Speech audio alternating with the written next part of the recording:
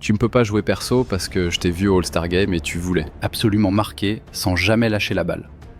Le gars a réagi genre « Elle a vraiment osé dire qu'il faut pas être égoïste alors qu'elle tente 30 tirs pour en rater 27 au lieu de faire la passe à sa coéquipière. » Angel Reese vient de se taper une honte monumentale, Super Bowl, et franchement c'est à mourir de rire. Elle a critiqué un autre joueur parce qu'il gardait trop le ballon. Oui, Angel Reese, la reine des lay-ups vendangés et des tirs forcés, qui accuse quelqu'un d'autre de ne pas partager.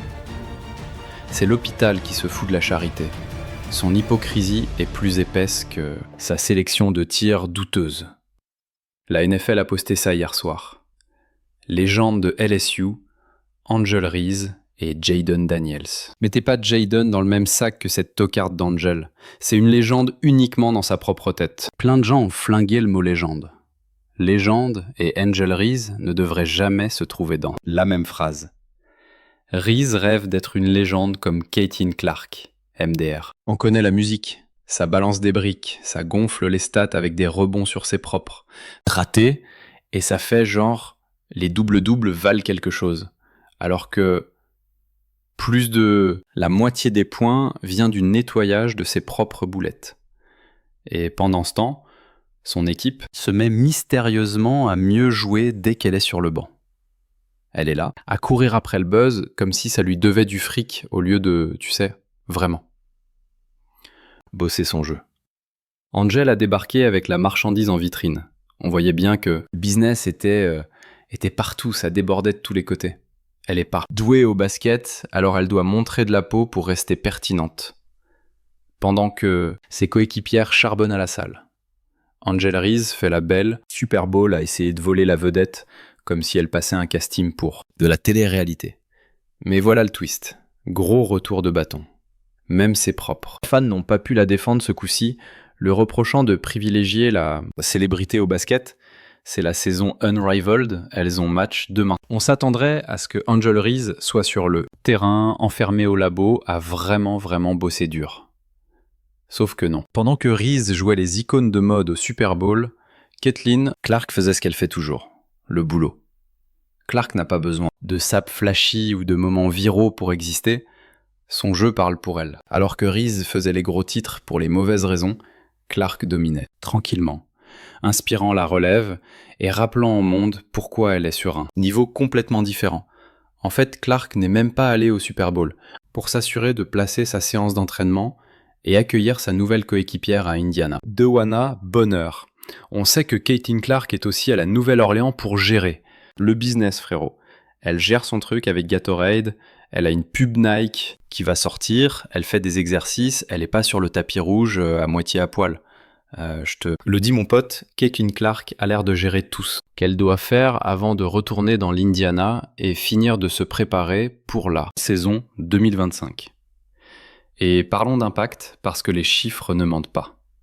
Reese se pavanait au Super Bowl comme si c'était l'attraction principale, mais le retrait du maillot de Clark, oui juste son retrait de maillot, a attiré 1,1 million de téléspectateurs sans même qu'elle joue un match.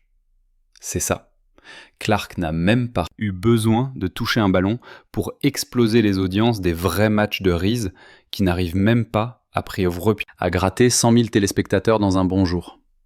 Caitlin Clark dans la place, c'est 1,1 million de moyenne.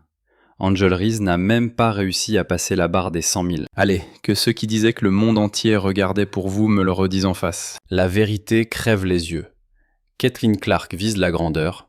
Angel Reese ne cherche que le buzz. Son petit cirque au Super Bowl résume parfaitement le fossé abyssal qui la sépare du sommet. Elle n'arrivera jamais à la cheville de Clark. Faut un sacré culot pour oser tailler une joueuse sur une passe, alors qu'on est littéralement la plus grosse croqueuse de ballon de l'histoire du basket féminin. C'est l'hôpital qui se fout de la charité. Comme si LeBron se plaignait d'une simulation. Faut arrêter le délire. Je vois bien que tu rates des lay-ups tout cuits, comme tout le monde, passons là-dessus. Moi aussi je rate des immanquables, ça arrive. Mais t'as pas le droit de rager si derrière je chope le rebond. Fais ton écran retard. T'es une géante d'1m93, t'as pas d'excuses pour rater ça. T'énerve pas parce que t'es à l'ouest. Bloque ta joueuse et c'est tout. Reese a bâti sa carrière sur des tirs forcés. l'art d'ignorer ses coéquipières démarquées, et de vendanger sous le cercle, comme si c'était un loisir. Et elle a le nerf de critiquer. Niveau illusion, elle mérite la médaille d'or olympique directe. Parlons de ce qui se passe vraiment. Dans la ligue Unrivaled, tu sais, là où Reese devait prouver qu'elle attirait les foules par son talent. C'est peut-être sans rival, mais c'est surtout sans spectateurs.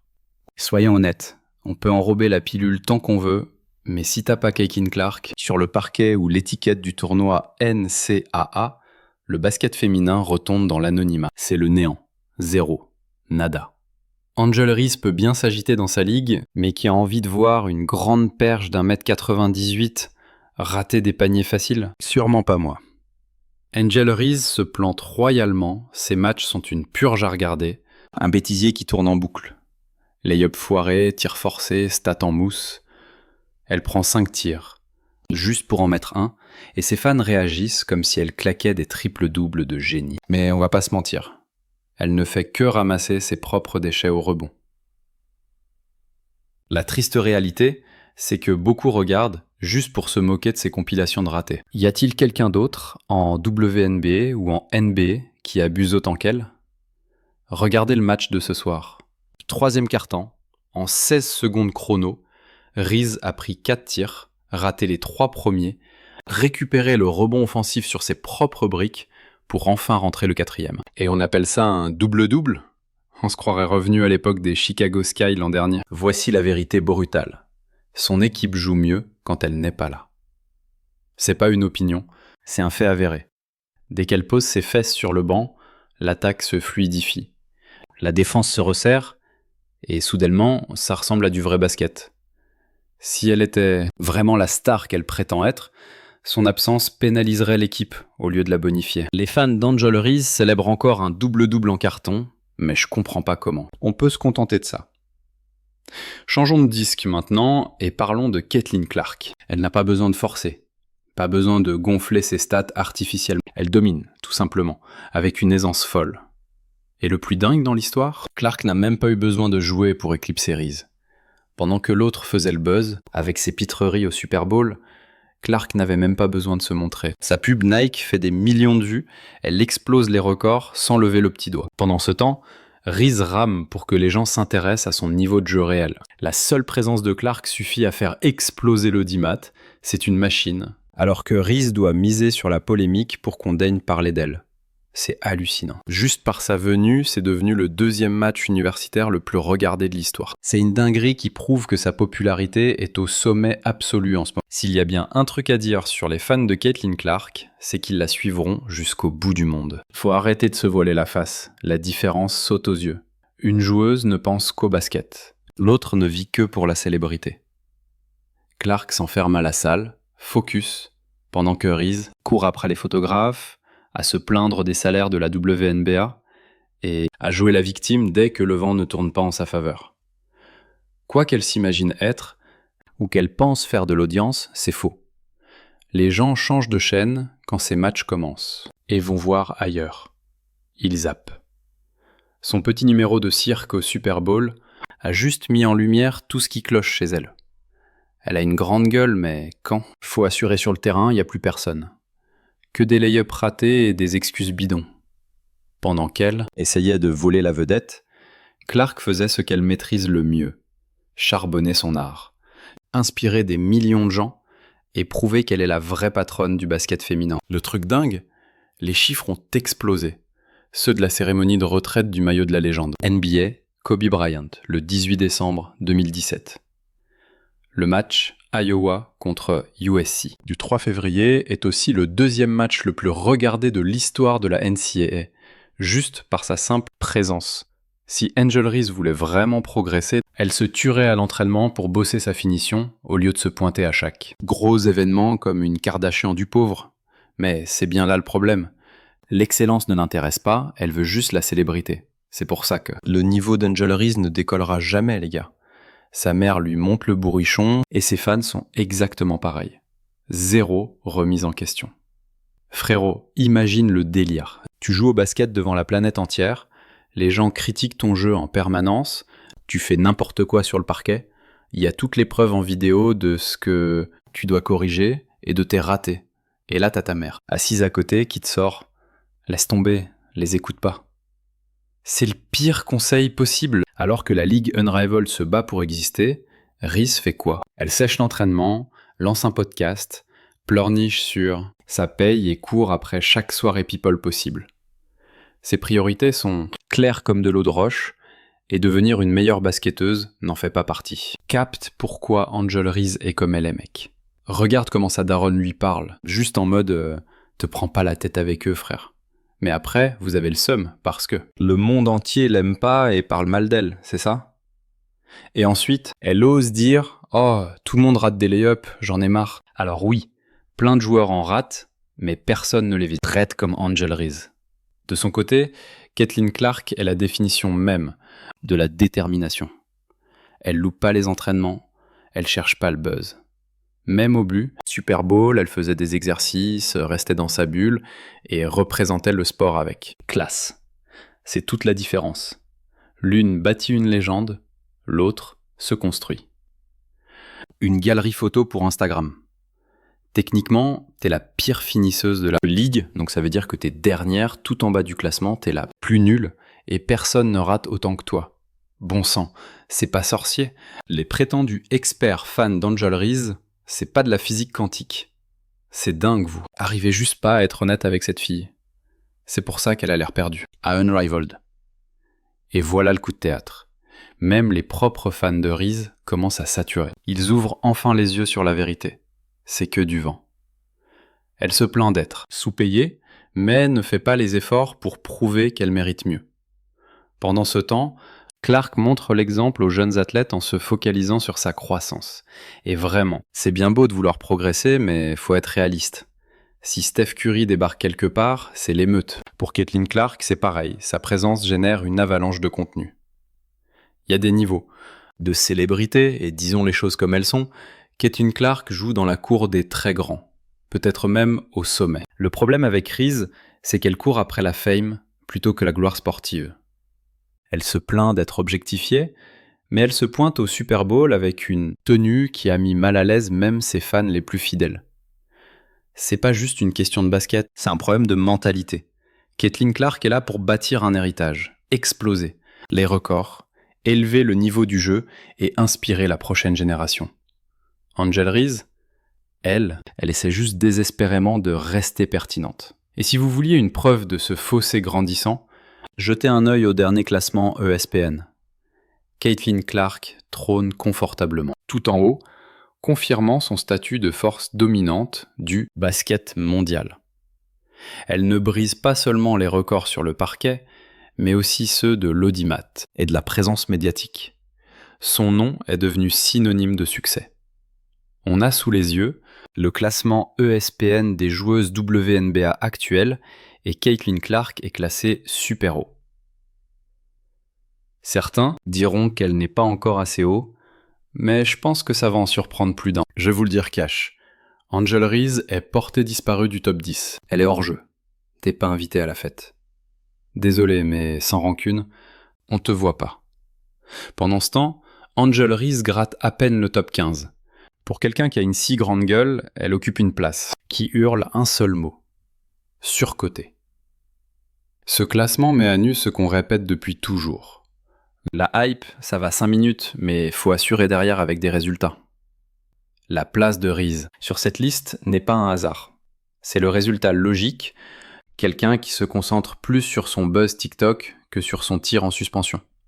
Beaucoup. Dirais même que c'est encore trop généreux. Alors, marrons-nous un coup ensemble, parce que la liste est là. Vous la voyez bien, non? Enfin, attendez, arrêtez-moi si je me trompe, mais est-ce que vous voyez Angel Reese sur cette liste? La réaction face à ce classement, c'est de la pure comédie. Les fans de Reese rament pour. La défendre en mode les classements, ça veut rien dire, mais soyons honnêtes 2 secondes, si elle était dans le top 5, ils seraient les premiers à la ramener partout. L'hypocrisie est totale. De son côté, Caitlin Clark n'a même pas besoin de calculer le classement. Son jeu parle pour elle. Les gens disent qu'elle fait bouger les lignes. Faux. Elle est la ligne directrice. Elle dicte le tempo. On sait tous ce qu'elle a accompli sur le terrain, c'est historique, point barre. Mais en dehors, mon Dieu. Maintenant, parlons de l'équipe WNBA de Reese, le Chicago Sky, parce que c'est pas joli à voir. Aucune grosse pointure de la free agency ne veut signer là-bas. Pas une seule. Zéro. Nada. Que dalle. Faut que quelqu'un aille voir si Reese va bien, parce qu'elle nage en plein délire. À prétendre que les gens veulent jouer avec elle. Retenez bien ça. Pendant ce temps, les Indiana Fever s'arment jusqu'aux dents. Elles empilent les talents, comme si elles montaient les Avengers. Natasha. Howard, une championne, un monstre défensif et une machine à scorer, vient d'arriver. Voici ce qu'elle a déclaré en signant. Ça va être le Caitlin Clark Show. Ça va flasher de partout. Donc, ça va être phénoménal d'évoluer avec une meneuse de jeu pareille. Comme vous dites, elle a une vision de jeu incroyable sur le terrain parce que c'est comme si, à peine la balle en main, elle l'envoie déjà devant. Elle a repéré la personne à l'autre bout du terrain avant même de toucher le cuir. C'est le truc que je kiffe le plus chez elle, cette vision du jeu.